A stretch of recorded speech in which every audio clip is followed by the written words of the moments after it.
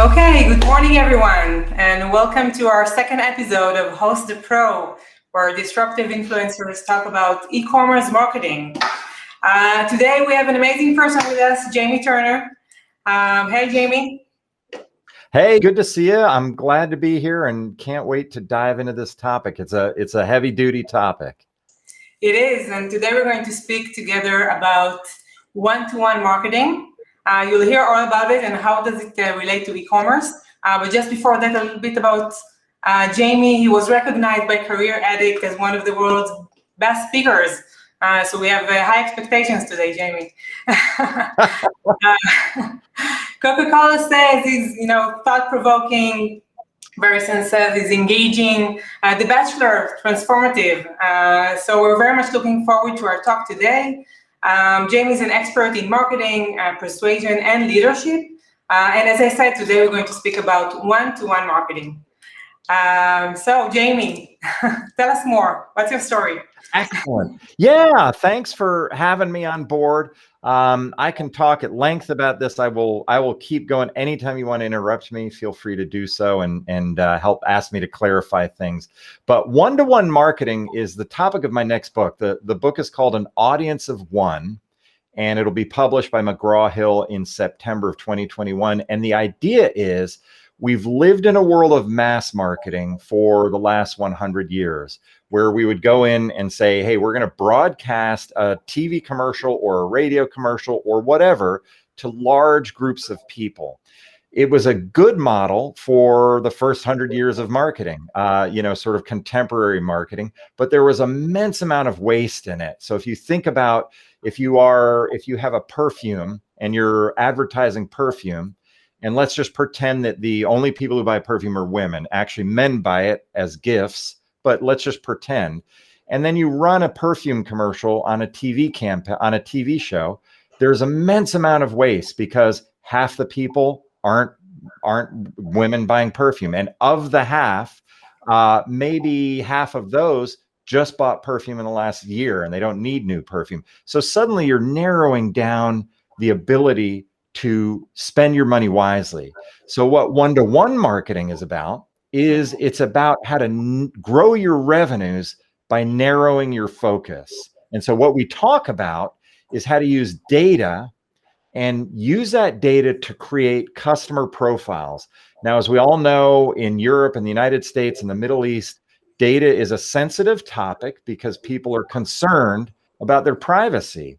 What one-to-one marketers do is they actually get companies to take the data that they're interested in using and they consolidate that data into identity resolution. Basically, it's taking IDs and instead of a person, it's a number.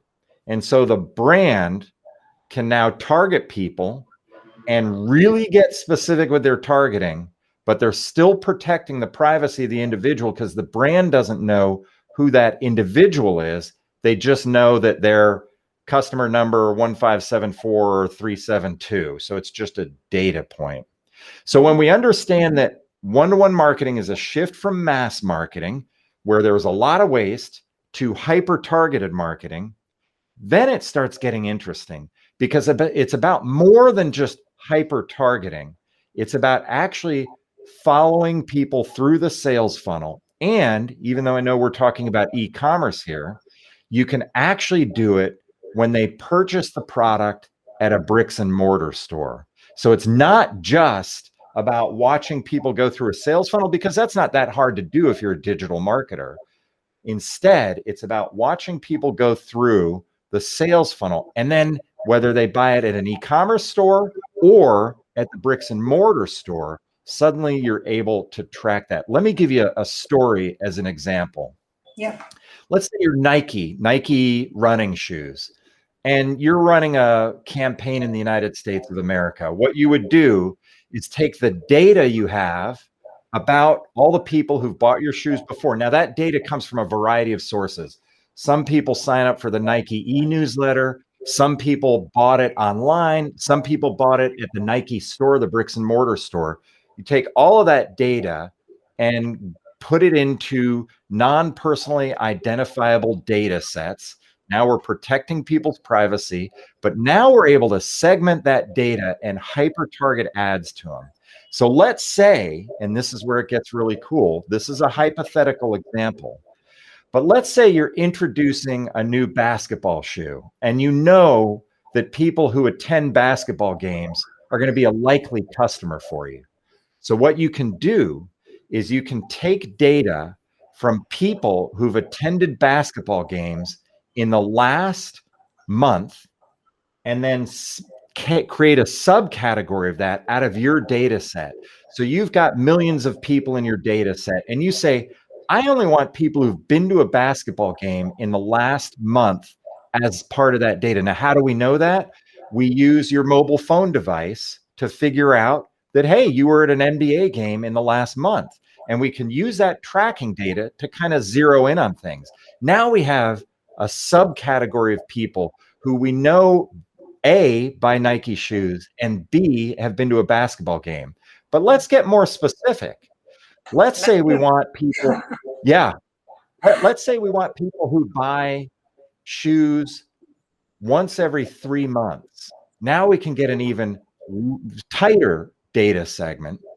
And then we can go in and say an ad specifically to that group that doesn't just say buy the new Nike basketball shoe. So it can say, hey, it's been about 3 months since you last bought your new pair of Nike basketball shoes. We have a new basketball shoe coming out.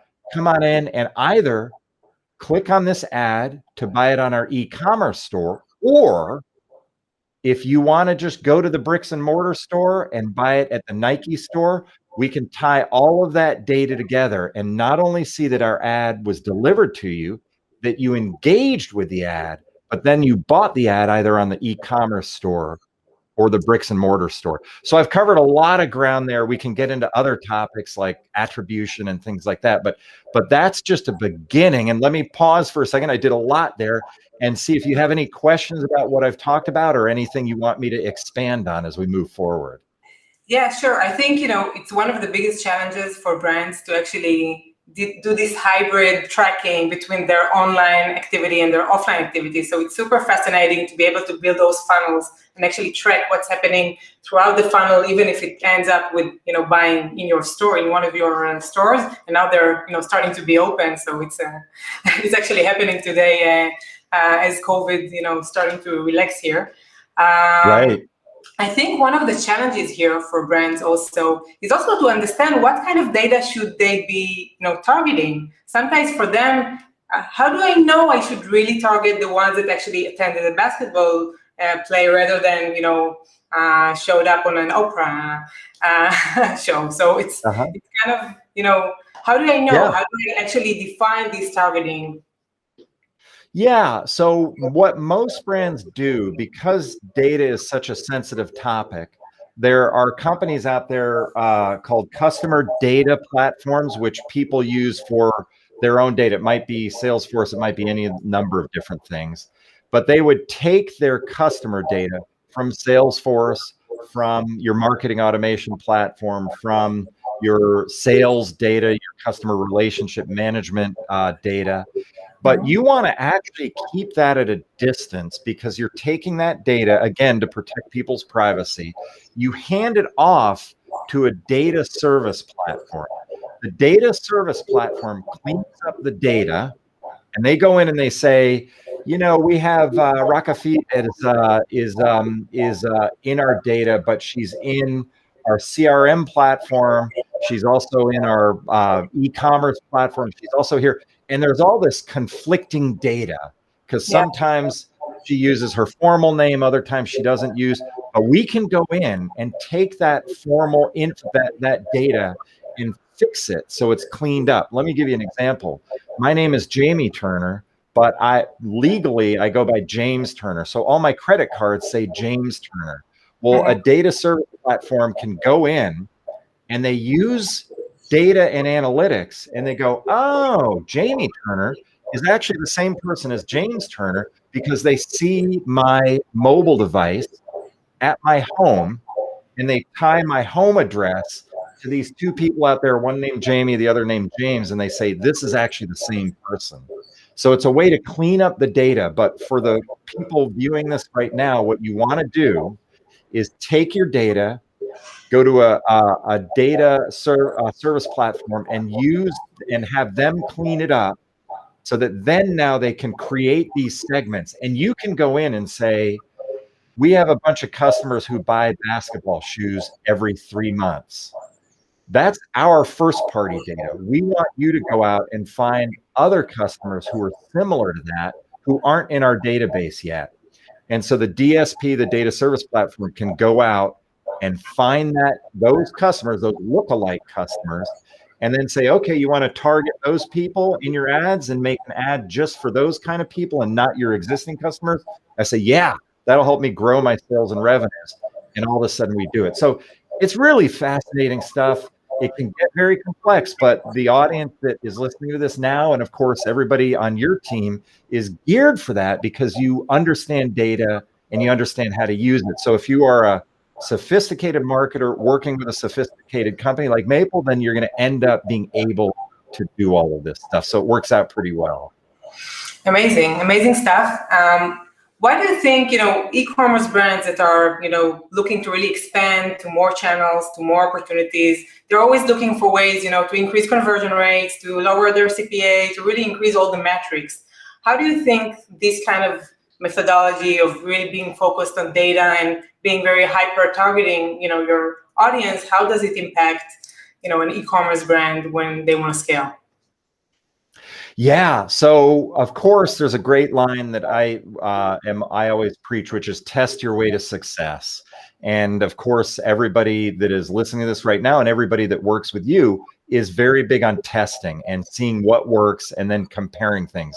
We all know about A/B split testing. You take a ad and test it, and then that'll be the control, and then you test against the control to see if you can beat the control. And as you beat the control, you get better and better. So what I've learned through the course of my career is actually that my instincts about what will work and what won't work are not very good.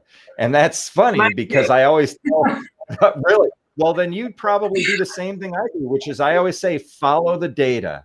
I say, I think this will be the one that wins. And I can't tell you how often I just find out I am not an ordinary person because apparently the whole country wants this version. And I think that's the worst version and it should be this one. So you and I know everybody at your company does the right thing, which is to follow the data and let the data guide you. So that turns into a lot of different things that you can test. And you can test, of course, any independent variable on your ad to see which thing changes that actually improves it. And of course, there is now getting into multivariate testing where you can get into things where you test multiple things on the ad and are able to sort of see which things work. And it's sort of very, very sophisticated stuff. But man, it's a fascinating world. One quick story. I got into this business back in the days when a sophisticated campaign was running a TV ad that tied into a radio campaign you were doing. By today's standards, it was very basic stuff. What's fascinating is that because of the use of data and because our ability to track and manage things, it's just there's so much fun to be had because you can just tweak things and tweak things and tweak things and grow over the course of time. So it's a great time to be in this business.